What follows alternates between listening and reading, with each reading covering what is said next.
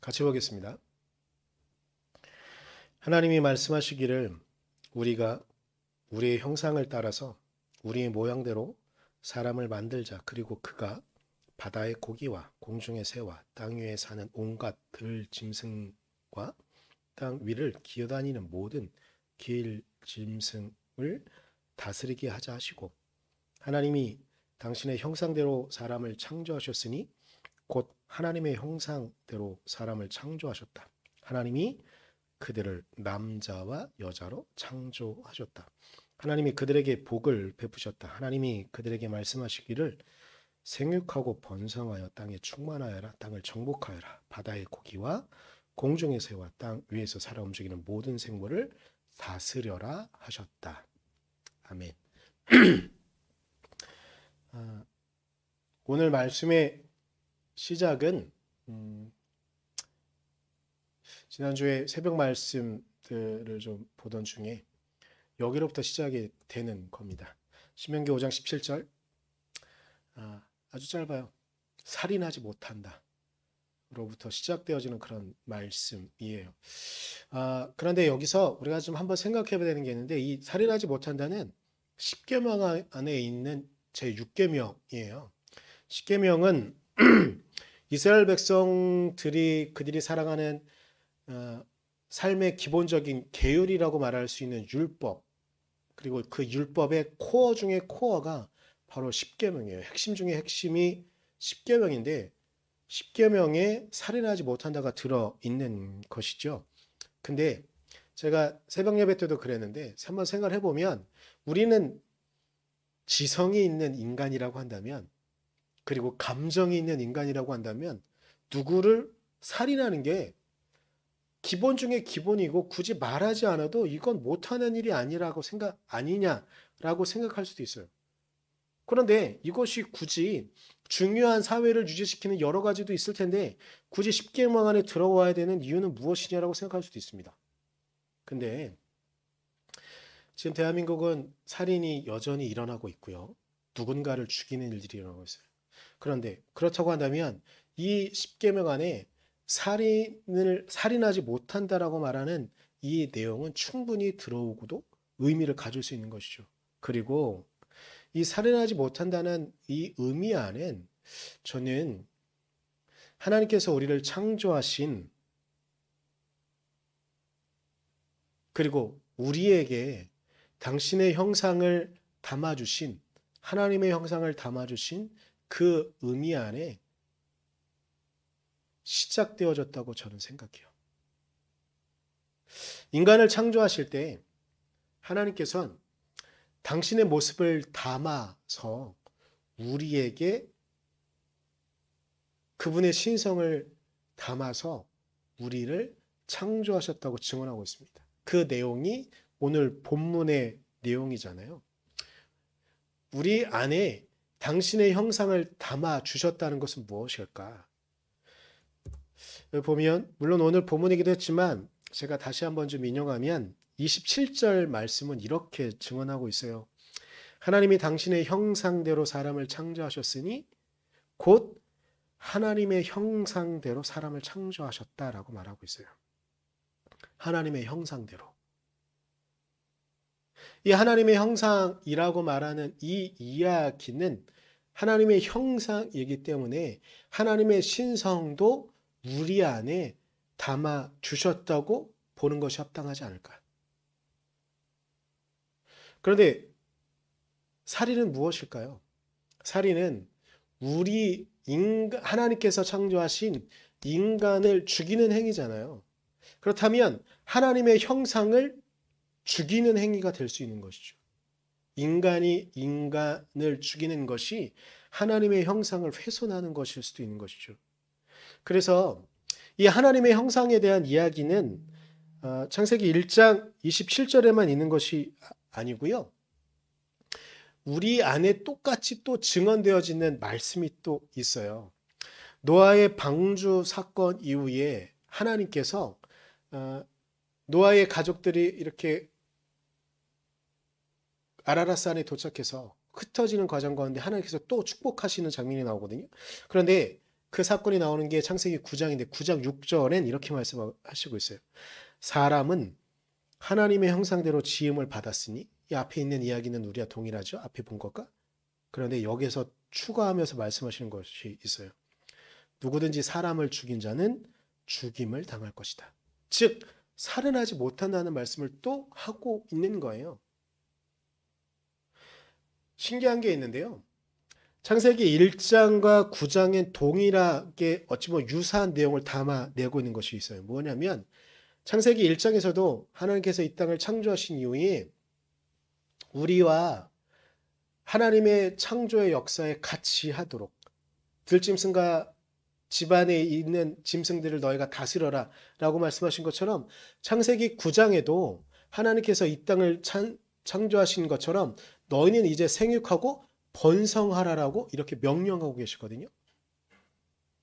그런 의미를 담아내고 있는 거예요. 동일한 사건 가운데 말씀을 증거하면서 너희는 이 땅에 생육하고 번성하라고 이야기하는 거. 그런데 중요한 것, 그 의미 안에 같이 담아내고 있는 건 하나님의 형상을 담은 너희, 그리고 하나님의 형상을 우리가 담았다라고 이렇게 이야기하고 있는 거예요. 굳이 창조의 역사 가운데 우리 안에 그분의 형상을 담아내고 있는 이야기를 하시는 이유는 무엇일까? 즉 우리 안에 하나님의 형상이 있음을 우리에게 증언하고 있는 것이죠.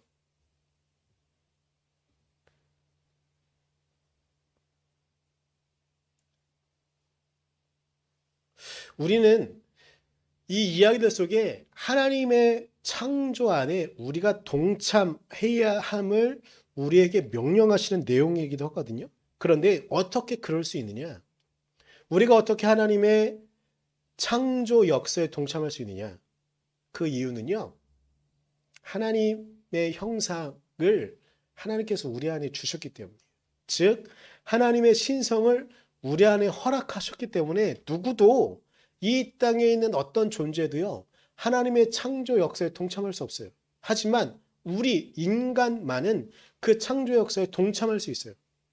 그런데 이 의미는요. 이 땅을 더 아름답게 만들 수 있는 것도 우리 인간이고요. 이 땅을 더 흉측하게 누구에게도 해가 될 수 있는 위치로 만들 수 있는 것도 우리의 역할이에요. 여러분 한번 우리의 역사를 생각해 보십시오. 산업혁명 이후에 우리 인류는요. 이 땅의 지구의 환경을 파헤쳤어요. 지금 지구온난화로 우리는 너무나 힘겨운 시간들을 좀 보내고 있지 않아요? 저만 딱 생각해도 제가 수연이나 영호 또래 때보다 지금은 그때에 저는 학교 운동장에서 편히 놀았거든요. 근데 요즘 학교 운동장에서 편히 놀려면 힘들어요. 왜냐하면 태양이 이 쏘아내고 있는 광선이 저의 피부를 너무나 힘겹게 만들어요. 그때는 그렇게 놀아도 그늘도 있었고 구름도 있었고 구름이 없더라도 물론 덥긴 했지만 지금처럼 얼굴이 바로 타들어가거나 그러지 않았거든요. 당장 10년, 20년 전만 해도 그러지 않았었어요. 그런데 지금은 태양에 우리의 피부를 온전히 노출하는 건 너무나 위험한 시간을 보내고 있어요. 그리고 단순히 그것만 있습니까? 우리의 환경이 오염되어져서 여름이 되면 너무나 더 뜨겁죠. 근데 겨울이 되면 오히려 세계적인 환경의 위기를 우리가 겪고 있는 거예요. 우리가 하나님의 창조에 같이 하고 있는데 그 창조를 하지 못하고 있어서 이런 위기를 겪고 있는 거거든요. 그런데 우리 본래의 이야기로 다시 돌아와서 그러면 살인은 어떤 의미를 갖고 있느냐? 살인은요. 물론 우리가 생각하는 것처럼 사람의 목숨을 빼앗는 행위도 기본적으로 살인이죠. 그런데 또 다른 살인이 있는데 무엇이냐면 타인의 존엄을 훼손하는 것도 넓은 의미에서 살인이에요. 왜냐하면 마태복음 5장 22절에요. 예수님께서 6번째에 대한 이야기를 하시는 부분이 나오는데 여기에 살인에 대한 이야기를 이렇게 이야기했어요. 5장 21절은 너희는 살인하지 못한다는 말을 들었다. 그런데 나는 오늘 이렇게 너에게 말한다라고 말씀하시는 거예요. 나는 너에게 이렇게 이르노니 형제에게 노하는 자마다 심판을 받게 된다고 이야기해요. 형제에게 노하는 자. 제가 이걸 굳이 개역개정으로 좀 갖고 왔는데 이 노한다는 표현이 오히려 더 적당한 것 같아서 개역개정으로 갖고 왔거든요. 그런데 이 노한다는 말은 형제에게 노를 바란다는 의미를 갖고 있는 거예요. 또한 형제에게 성내는 사람들을 말하고 있는 거예요. 형제를 증오하는 사람을 말하고 있는 거예요. 노를 바라며 성을 내며 증오하는 사람들, 이 사람들이 바로 살인하는 것과 다름이 없다라고 예수님께서 말씀하고 있는 거예요. 그렇게 우리가 보통 생각하는 사람의 생명을 빼앗는 행위 안엔 다른 사람들의 존엄을 건들고, 제가 좀 전에 하나님께서 인간을 창조하시면서 인간 안에 하나님의 형상을 넣으셨다고 말씀드렸잖아요. 하나님의 형상을 훼손하는 행위를 하고 있는 거예요. 타인의 존엄을 훼손하는 것 자체도 살인한다는 겁니다. 이 다른 사람들의 신성을 빼앗는 건, 혐오하는 건 우리 안에 혐오의 정서를 심어낼 때 일어납니다. 최근에 요즘처럼 우리나라 사람들이 다른 나라 사람들을 혐오하고 증오하기 시작한 때가 있었는가 싶을 정도로 막 심합니다. 최근에 우리나라에는 중국에 대한 혐오가 아주 커지고 있어요. 특히 젊은 사람들, 그리고 연로하신 분들도 많이 그렇긴 한데, 그런데 우리가 한번 생각해 봐야 되는 게 있어요. 참고로 몇 해 전에 우리가 일본이랑 사이가 엄청 안 좋아하기 시작할 때쯤 저는 그때도 그랬어요. 우리는 일본인들을 향한 증오를 멈춰야 된다고 말씀드렸던 것처럼 지금 우리 한국 사회 안에 일어나고 있는 중국인들을 향한 혐오도 멈춰야 돼요. 근데 이게 왜냐면요. 똑같은 이야기예요. 계속 말씀드리는 거지만 우리가 누군가를 증오하고 누군가를 미워하잖아요. 그러면 그것도 똑같이 살인하고 있는 거예요. 그런데 중요한 게 있어요. 우리가 누군가를 혐오하잖아요. 이 혐오라는 감정은 우리를 해쳐요.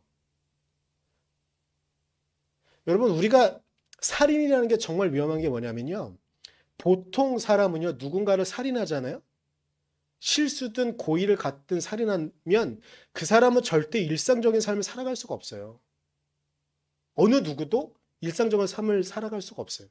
그런데 증오라는 것도 마찬가지예요. 누군가를 혐오한다는 것도 마찬가지예요. 누군가를 혐오하잖아요.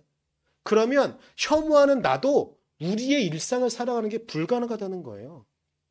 보통 PTSD라고 요즘은 사람들이 많이 알고 있는 개념이어서 제가 굳이 설명드리지 않아도 되겠지만 우리말로 하면 외상후 스트레스 장애라고 말하는 거잖아요. 이거는 큰 일을 겪었을 때 사람이 그것에 계속 쌓여가지고 힘든 것들을 갖게 되는 거죠. 그런데 대한민국에서는 이 PTSD에 빠져 있는 직업군이 있어요. 소방관들이에요. 근데 소방관들이 왜 그러냐면 가끔 위험한 현장들을 가요. 그래서 위기를 겪는 것도 있는데 소방관들이 가는 현장 중에는 자살한 사람들의 상황을 수습하러 가는 경우도 있거든요. 그럼 그건 스트레스가 계속 쌓이는 거예요. 내가 뭔가 우리 안에 뭔가 있어져. 다른 사람의 죽음을 보는 것만으로 그런데 또 다른 직업군. 우리나라는 전쟁을 하지 않고 있기 때문에 덜한데 전쟁을 하고 있는 국가에 있는 군인들은 우린 전쟁 영화를 보면서 누군가를 쏴고 승리하고 막 이런 것만 생각하잖아요. 그런데 전쟁을 치르고 돌아온 특히 미국 군인들이 정말 많은 전쟁터에 갔다 온 군인들이 대부분 PTSD에 빠져요. 왜냐하면 누군가를 죽였기 때문이에요. 그의 직업이 군인이기 때문에 누군가를 죽이는 게 당연해 보이잖아요. 그런데 그들도 PTSD에 빠져요. 왜냐하면 누군가를 죽였기 때문이에요. 그런데 누군가를 혐오하지요? 누군가를 혐오하기 시작해요. 그러면 우리도 혐오의 감정이 남아서 즉 제가 창조의 역사 가운데 같이 말씀을 드리면 하나님께서 우리 안에 하나님의 신성을 허락해 주셨어요. 우리 모두 다 인간이라는 존재는 하나님의 신성을 담고 있는 존재인 거예요. 그런데 우리가 누군가를 증오해요. 누군가를 미워해요. 그래서 그 사람을 혐오하기 시작해요. 예수님의 말씀에 비유해서 볼까요?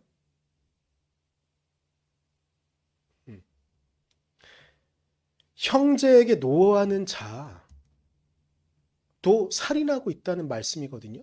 예수님의 말씀을 빌어하면 누군가를 혐오하잖아요.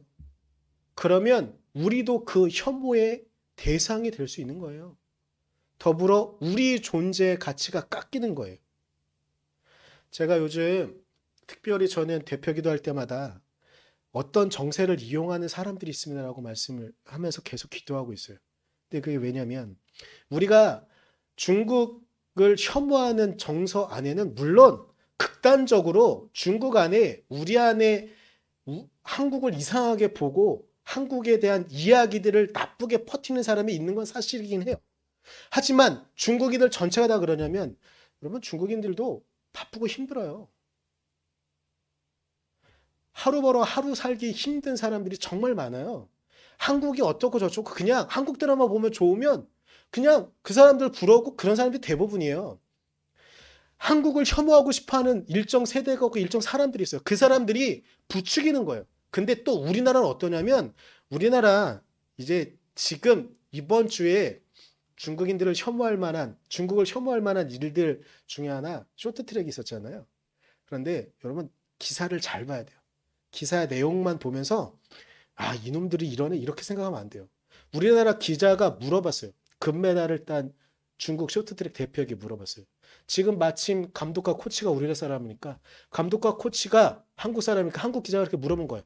당신들이 어떤 영향을 줬습니까? 여러분 내가 열심히 노력했어. 4년 동안 열심히 노력해서 그래서 세계에서 1등을 했네. 근데 축하한 이야기가 아니라 당장 여러분 생각해봐요. 우리나라의 대표가 코치가 중국인이야. 그리고 감독도 중국인이야. 근데 그 선수에게 내가 금메달 열심히 딱 했는데 중국인 기자가 물어보는 거야. 당신 노력한 거 이거를 먼저 축하해줘야 되는 거잖아요. 근데 중국인 기자가 나에게 물어보는 거야.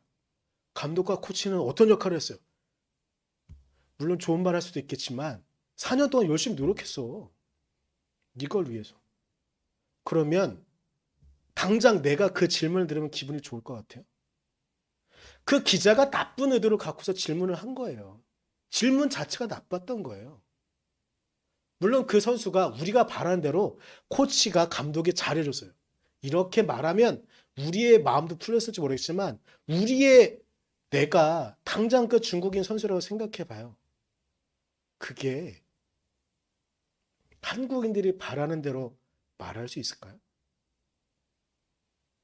기자들은요, 뭔가를 정말 중국과 한국이 싸우길 바라고 있는 기자들이나 그런 질문을 하는 거죠. 여러분 한번 생각해 봐요. 몇 년 전에 허재 감독이 농구 대표팀 감독이었을 때 우리들은 통쾌하다고 하면 사겠죠. 근데 중국 기자가 말도 안 되는 질문을 했어요. 중국 국기가 올라갈 때 왜 대한민국 선수들은 격리하지 않았냐라는 질문을 했어요. 여러분, 이 질문을 들으면 우리는 되게 기분 나쁘잖아요. 근데 우리나라 기자도 중국 선수에게 똑같은 질문을 한 거예요. 허재 감독은 그때 말도 안 되는 소리를 하고 있어 하면서 뛰쳐나가서 그렇다면 그 선수도요 그냥 말도 안 되는 소리를 하고 있어서 뛰쳐나간다고 해도 우리는 할 말이 없는 거예요. 그런데 왜 기자들은 그런 걸 하느냐? 지금 이렇게 하면서 뭔가를 획책하려는 의도가 있음을 알아야 되는 거예요. 그러면서 우리는 계속 누군가를 증오하게 만드는 시대를 살아가고 있는 거예요. 이때 우리는 어떻게 해야 될까요? 살인하지 못한다라고 말씀하셨던 그 하나님의 말씀이 있어요. 그런데 누군가를 증오하고 누군가를 미워하게 만드는 정서를 갖고 있는 시대가 있어요. 여러분 제가 일본에 대한 이야기를 하면서 코로나 초기에 서양 사람들이 우리 동양인을 어떻게 보는가에 대한 말씀을 드렸었어요. 코로나 초기에요. 사람들은 코로나가 중국으로부터 발생되어진 걸 알고 있죠. 그러면서 우리는 중국인들을 혐오하기 시작했어요. 그때도. 근데 그때 유럽에서요. 음악 전문 학교나 이런 데에 동양인들이 많이 가 있어요. 특히 중국인들과 한국인들이 많이 가 있거든요. 그런데 그때 동일하게 서양 사람들은 동양인이라는 이유만으로 우리의 국적을 따지지 않고 중국이나 한국이나 국적 따지지 않고 동양인은 다 학교에 오지 못하겠어요. 여러분 우리 안에서 자꾸 증오하면서 혐오하게 만드는 감정은 중국인과 한국인은 달라 이렇게 생각하죠? 아니요, 그렇지 않습니다. 우리는 같은 사람이에요. 그러면서 그 일을 겪으면서 우리나라 한국 사람들은 참 백인에게만큼은 뭔가 좀 꿀리는 감정을 갖고 있는지 서양 사람들에 대해서 분노하지 못했어요. 근데 분노하자고 말하는 게 아니고요. 이렇게 서로 분노하잖아요. 그래서 또 그때 또 하면서 저놈들이 우리 유학생들이 가면서 거기에 돈을 들이는 게 얼만데 하면서 막 이렇게 분노할 수도 있어요. 그런데 이건 우리 안에 어떤 선함도 남겨내지 못해요. 우리는 증오의 시대를 넘어서야 돼요. 증오란 누군가를 죽이고 누군가를 미워하고 내가 그보다 낫다고 생각하게 만들지 몰라요. 하지만 결코 그 결과는 우리 안에 선한 결과를 남아내지 못해요. 우리는 이 증오의 시대에도요, 사랑을 말해야 합니다. 이 살인하지 못한다라고 말씀하시는 이 말씀, 하나님께서 이렇게 우리에게 명령하셨지만 이 시대를 살아가는 수없이 많은 사람들은 누군가를 증오하면서 누군가를 죽이는 것과 같은 일들을 하고 있습니다. 그런데 이때 우리가 해야 되는 건요. 오늘 설교 제목이 인내천이거든요. 제가 오늘 설교 제목을 뭘로 할까 한참 고민을 하다가 원래 생각했던 건 하나님의 형상을 회복하자 뭐 이런 의미였었어요. 그런데 너무 길어서 인내천이 딱인데 고민을 했어요. 왜 인내천이 고민이 됐냐면 원래 인내천이란 도교의 핵심 교리거든요. 사람 안에 하늘이 있다. 즉 사람이 하늘이다. 사람이 가장 중요한 의미를 갖는다. 이런 의미를 갖고 있는 게 도교의 인내천이에요. 근데 저는 인내천이라는 단어를 그렇게 쓰는 게 아니고요. 그런 의미로 쓴 게 아니라 우리 안에 하나님의 형상이 있는 거예요. 그런데 이 땅을 살아가는 수없이 많은 사람들이 혐오를 조장하면서 심지어 누군가를 살인하면서 우리 안에 있는 하나님의 형상을 훼손시켜요. 이때 우리는 어떻게 해야 될까요? 저는 이때에 하나님의 나라를 회복해야 된다고 믿습니다. 이 혐오의 시대를 넘어서서 우리가 할 수 있는 일은 하나님의 나라를 회복하는 거예요. 누가복음 17장엔 예수님께서 이 말씀을 읽기 전에 이 배경을 말씀드리면 사람들이 예수님께 물어보는 거예요. 하나님 나라는 어디에 있습니까? 우리가 기대하는 하나님의 나라는 예루살렘이 회복되어지고 하나님의 통치가 그래서 어느 주변에 있는 국가도 우리를 우습게 여기지 못하고 우리가 세계 최강이 되는 것인데 그 나라는 언제 옵니까? 물어보거든요. 그때 예수님께서 이렇게 말씀하시는 거예요. 보아라. 여기에 있다 또는 저기에 있다 하고 말할 수도 없다. 보아라. 하나님의 나라는 너희 가운데 있다. 우리 안에 하나님의 나라가 있다고 말씀하시는 거예요. 여러분 지난주에 인자를 기억하시는지 모르겠어요. 하나님의 형상이 우리 안에 있다고 말씀하시는 걸 예수님은 스스로 인자가 되어서 우리의 모습을 입고 이 땅에 오셨고요. 우리 안에 예수 그리스도가 있음을 드러내신 거죠. 그러면 우리가 살아가는 나라는 하나님의 나라를 살아가야 되는 거예요. 우리가 죽음 이후에 가는 천국도 중요하지만 우리가 살아가는 이 땅도 하나님의 나라가 되도록 우리가 노력하는 거예요. 그런 의미 속에 하나님께서 우리를 창조하시면서 그 창조의 동반자로 우리를 부르셨잖아요. 그러면 이 혐오를 조장하는 시대에 하나님의 나라를 우리는 살아가야 되는 거예요. 이 하나님의 나라를 예수님께서는 팔복을 말씀하시는 5장, 마태복음 5장에서 하나님의 나라에 대한 이야기를 하세요. 하늘나라. 의를 위하여 박해를 받는 사람은 복이 있다. 하늘나라가 그들의 것이다라고 말씀하시거든요. 우리를 어찌 보면 규율로 법으로 억제하기 위한 것이 율법인지 몰라요. 하지만 저는 그 율법을 진정으로 넘어서야 되는 것은 복음이라고 예수 그리스도라고 확신합니다. 그런데 이 법이라는 건요, 돌판에 새겨진 법이라는 건 그것만 지키고 그것만 잘하면 모든 것이 끝나는 것처럼 우리를 함정에 빠뜨립니다. 그런 함정 가운데 내가 법을 잘 지키고 너는 법을 잘 안 지키니 너는 지옥에 갈 거야. 너는 악하냐? 너는 죽어도 싸! 라고 말하는 우리의 감정이 있을지 모르겠습니다. 그런데 그런 감정은 결국 우리에게 해로 돌아옵니다. 제가 오늘 말씀을 준비하면서 그리고 마치면서 이 생각이 좀 들었습니다. 우리가 살아가는 하나님의 나라는 어떤 나라여야 될까요? 지금 시대는 증오를 부추기고 무언가를 얻으려고 하는 사람들의 조종이든 아니면 우리 안에 그런 감정이 있어서 그런지 모르겠지만 분명히 증오를 부추기는 시대를 살아가고 있습니다. 하지만 이때에 오히려 우리는 사랑했으면 좋겠습니다. 더불어 나와 다르다는 이유만으로 누군가를 증오하는 시대를 우리는 지금 살아가고 있습니다. 그리고 어떤 이의 죽음에 어떤 애도도 하지 않는 시대. 하지만 오히려 우리는 인자를 사랑하는 그리스도의 사랑으로 사랑했으면 좋겠습니다. 예수님께서 팔복을 말씀하시면서 5장 10절에 말씀하신 것처럼 우리가 사랑하다가 우리가 오히려 다른 이들의 박해와 따돌림을 당할 수도 있습니다. 그때 오히려 우리가 기뻐합시다. 왜냐하면 하늘나라가 우리의 것이 될 것이기 때문입니다.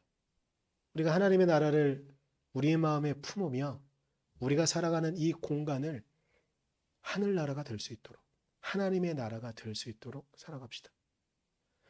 살인하라고 말합니다. 증오하라고 말합니다. 그러면 우리가 더 많이 얻을 수 있다고 생각하고 조장합니다. 그런 이야기들 속에 우리는 쉽게 넘어가기도 합니다. 하지만 여러분, 우리는 하나님을 따르는 자로 예수 그리스도의 삶을 따라가는 자로 예수 그리스도의 사랑을 말하는 자로 이 땅을 살아갑시다. 그러다 우리가 오히려 박해를 당하게 될지라도 오히려 기뻐합시다. 왜냐하면 하늘나라가 우리의 것이니까요. 우리 안에 하나님의 신성이 있으니까요. 하나님의 형상이 있으니까요. 우리가 오히려 이 시대에 더욱더 하나님의 사랑을 외쳐가며 하나님의 사랑으로 하늘나라를 만들어갈 수 있는 우리가 되어지기를 간절히 소망합니다. 우리 시간 기도할 때에 우리가 하나님의 말씀 안에 살아갈 수 있도록 해달라고, 우리가 하나님의 나라를 살아갈 수 있도록 해달라고, 증오를 부추기는 시대에 증오가 아니라 하나님의 사랑으로 예수 그리스도의 사랑으로 이 땅을 살아갈 수 있도록 해달라고 요거 하나만 듣고 잠깐 기도하시고 축도로 예배 마치도록 하겠습니다. 기도하겠습니다. 주님,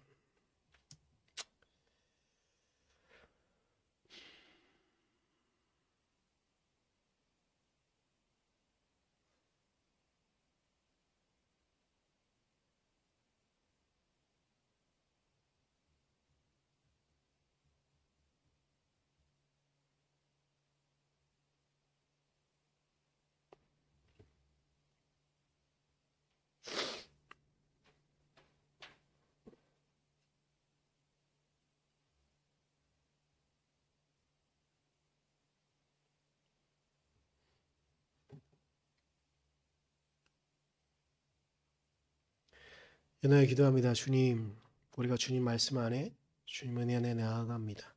하나님, 우리를 지켜주셔서 혐오를, 증오를 조장하는 이 사회, 폭력이 정당하다고 말하는 사회, 그러나 우리는 하나님의 나라를 살아갈 수 있도록 지켜주셔서 증오를 말하는 시대에 오히려 사랑을 외치게 하시고 누군가의 죽음이 정당하다고 말하는 시대에 어떤 죽음도 정당하지 않음을 말할 수 있도록, 그래서 우리가 살아가는 이 땅이 진정한 하나님의 나라가 될 수 있도록 우리를 붙잡아 주시고 우리를 이끌어 주시옵소서. 우리가 하나님의 나라를 살아갈 수 있기를 간절히 소망하며 우리가 그렇게 살아갈 때 당신께서 우리를 지켜주시고 우리를 하나님의 나라 안에 불러주심을 믿으며 감사드립니다.